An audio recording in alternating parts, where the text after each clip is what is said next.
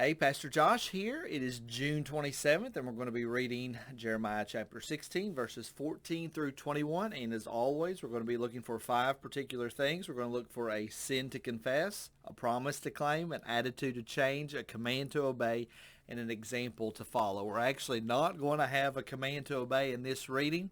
Couldn't really find one that would be worth us highlighting. Of course, that happens from time to time, of course. So let us jump into our reading. The Lord will restore Israel. Therefore, behold, the days are coming. So this is going to be something future. Behold, the days are coming, declares the Lord, when it will no longer be said, as the Lord lives, who brought up the people of Israel out of Egypt. So no longer the exodus out of Egypt was always the kind of the pivotal event that the Israelites looked back to. It was when they became a nation. And they're going to say a day is going to come when the Exodus no longer defines us. Something else is going to define us. Well, let's look at what that is. Verse 15. But as the Lord lives, who brought up the people of Israel out of the north country and out of all the countries where he had driven them. So they're saying no longer will we be defined by our exodus, but we'll be redefined by our second exodus, where we come back from exile and get to come back into the land. So there's hope in that statement. And here is the promise that God gives us. For I will bring them back to their own land that I gave to their fathers. God is promising through the prophet Jeremiah to the people of Israel that they're going to get to come back. We've heard it over and over again that God is promising judgment, promising there to be untold deaths and disaster that's going to happen to the city of Jerusalem, and they're going to be taken away to Babylon. But here's a promise that they're going to be able to come back to their own land. God gave it to their fathers, and God is going to give it back to them by bringing them back home. Verse 16, behold, I am sending for many fishers. Now you would almost think that this is going to extend this statement of hope, but actually 16 and 17 and 18 are looking back at them being sent away into exile. So he says, I'm sending for many fishers, declares the Lord, and they shall catch them.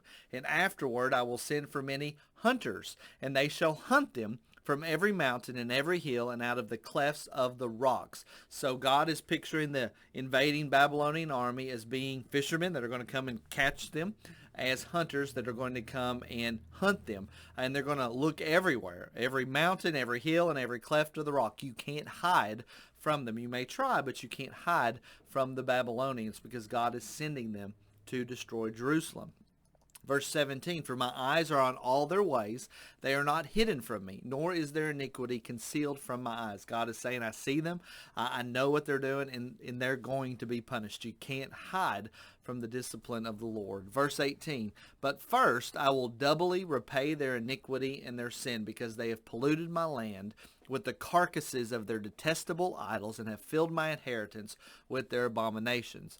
So I look here, we have an attitude that I think we need to change. God says, I will doubly repay their iniquity and their sin. We need to realize that when we sin, when we go against the ways of the Lord, that there is a double repay for our iniquity and our sins. When we get in trouble, it's not just that we receive consequence that is equal to our action. Oftentimes it is compounded.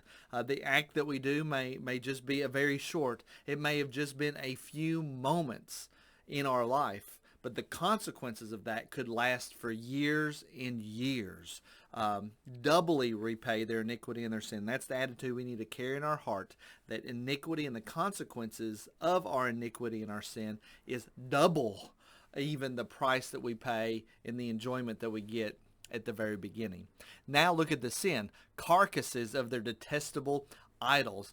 God views our sin as detestable, and he views them as carcasses, dead bodies. That is what our sin looks like to the Lord. It's detestable. It's terrible. Anytime that we go against what the Lord tells us to do.